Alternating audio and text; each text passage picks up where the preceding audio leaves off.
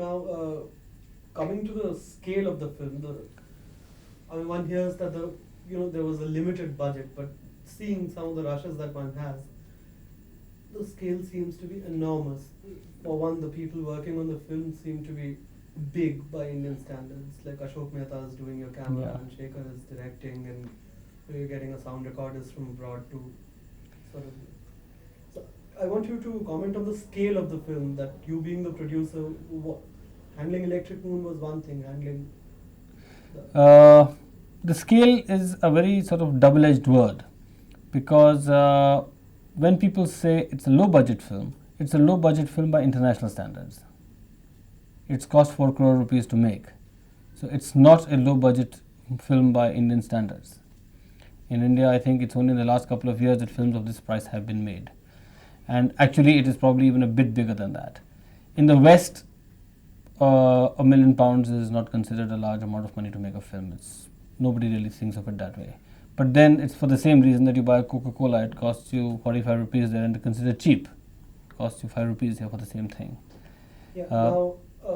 Sorry, people like Ashok and Shekhar, all of them have actually got enthused by the project, and most creative people do work for whatever is available in a budget if they like to do what we're asking them to do. And if it's purely commercial, then the rates are different. All of them did work at what we had in the budget and not what their market prices were. Okay, now doing the film itself, what kind of problems, what are some of the problems that you sort of feel proud to have overcome? And actually now See, that the biggest problem was interfacing the Western culture of filmmaking with an Indian film. And it wasn't an easy task, because I started off by getting 7 or 8 foreign crew members. I used the cameraman that I'd used earlier for Electric Moon. The sound recordist almost invariably comes from abroad, because we use direct sound and Indian feature films do not have direct sound. But I had gotten a first assistant director, production manager, makeup supervisor, many people from the UK. Not because Channel 4 wanted it, because I thought that these were areas of expertise that the Bombay industry had not actually sort of developed too much. And because we wanted to shoot at one stretch, like almost like an army. Now that experiment didn't work too well, because we couldn't get these people to work very well together. And in fact, I had to sack 6 people, or 1 or 2 resigned before we actually got started in the second week of shoot. The overall scale of the film was such that there was a problem every day. Each location is different. Shekhar is not a very compromising director. I mean, he has a reputation in Bombay which actually makes people reluctant to even touch him. A lot of that, I mean, some of that is his own personality, but a lot of that is the sort of complexity and difficulty of his demands. And we were stretched to meet them. I mean, he wanted a crane every day, he wanted a crane every day. If there was no crane in the budget of the crane and the budget was for 21 days, didn't matter. More or less, I think I supported in his demands. Some of them were reasonable. There were a couple which I thought were not so reasonable, but when I saw the film, I thought that yes, they were. Finally, when you see the product. Phul and Devi, talking about the fact that maybe it's not a life story. Well, how do you react to that? I mean, how will that sort of affect the film? Well, there are 2 different questions, right? I'm not perturbed by what Poolan is saying. I think she has motivations for saying what she has been saying. I'm not worried, because everything that I've said in the film is fairly carefully researched, either from Mala's own notes in her book or from any other research that we might have done. And we've used all these with Poolan's permission. Why she's saying what she's saying now, also to a measure I understand, because she's a different person, it's a different life. In fact, she's rewriting a biography, so obviously she thinks that there should be a change even in her biography finally. But how is it going to affect the film? How does any publicity affect anything? It only sort of makes it a more wanted product. I hope it is like that. Now, one personal thing that I wanted to ask you. You seem to be obsessed with taking your film to Cannes and to a few other big festivals. I mean, as a kind of film institute graduate, and certainly I've seen your graduation film as well. I mean, do you think it's like for a filmmaker, it's to arrive? I mean, is that what is driving you to? No, not at all. I don't think that we have taken the film to any festival other than the Cannes Film Festival. The Cannes Film Festival is the world's most prestigious festival. It's also the world's biggest market. That if you want to sell, that's where you sell, and that's where we have sold worldwide. That's one. Two, the other festivals have invited the film on the basis of its success at Cannes. And there the decision is not ours. We did not accept Sydney and Melbourne, although I was keen to do so. This decision is taken on the basis, usually either by the distributor, who has a fairly substantial role to play in the territory where the festival is. He uses the festival as a means of promotion of his film. In the rare cases where it's a competitive festival, we might go to try to win an award. But usually, once you have been to Cannes, I don't think there is anywhere else you need to go to sort of arrive.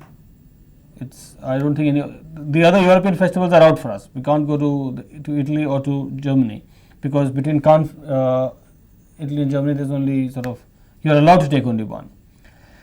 So I don't think there's any sort of obsession to go. I in fact don't even know. I mean, if I was obsessed, I'd be there. It's in Edinburgh tomorrow.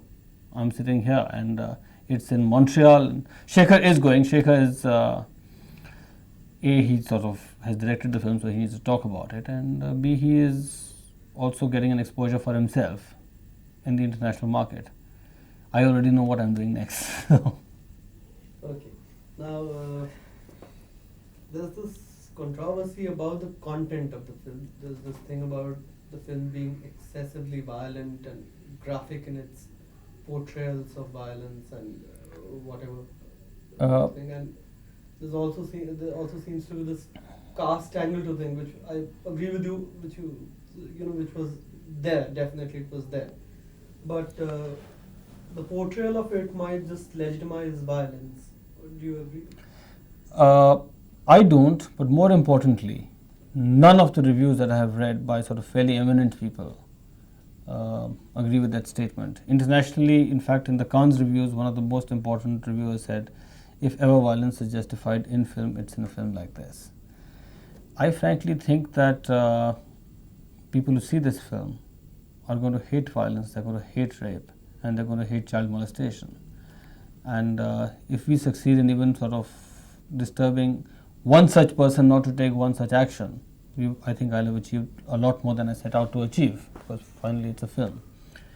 And I don't think I've been accused of that, not by anybody. And as far as portrayal is concerned, even Phoolan herself, when she was asked on a television program recently, although she was saying she hasn't seen the film and everything, somebody asked her, did you all the sort of injustice they have shown against you, do you think it's true?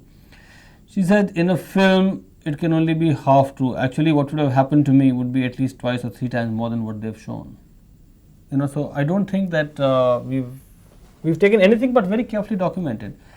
And see the film, I think you'll realize. The language, you're talking about the language. The language is very harsh.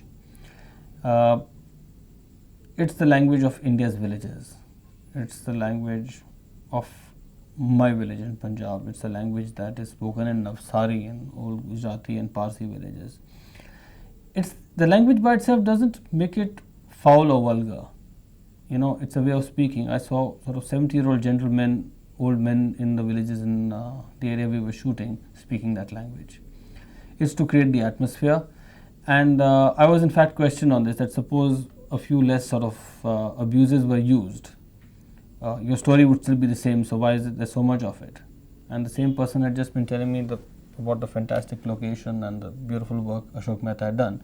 I said, yeah, if I'd shot it in the studio with another cameraman also, my story would still be the same. But the reason it has such a strong impact on you is because it is totally real, and the language helps with that reality. Okay, now one last question. How is it being received in festivals across the world? I mean, not by film buffs, but by, let's say, people who are watching the film. In Cannes, it was fabulous. There were like 3 times more people standing outside the hall than there were inside for the shows that we had. We had to have 2 extra shows. it's not shown anywhere else in any festival except at Cambridge, and I just said a Times of India item that it was very well received there. It's been shown to private audiences who are not connected with film at all. There's a newspaper item in the Pioneer some time ago which described the audience coming out of City Fort when we had the show there. It's been the general reaction. The women are stunned, they just walk away, they don't make a comment. They ring you up the day after to say what they think about the film. And I don't know, I think now there's so much written about it that I shouldn't really say anything at all.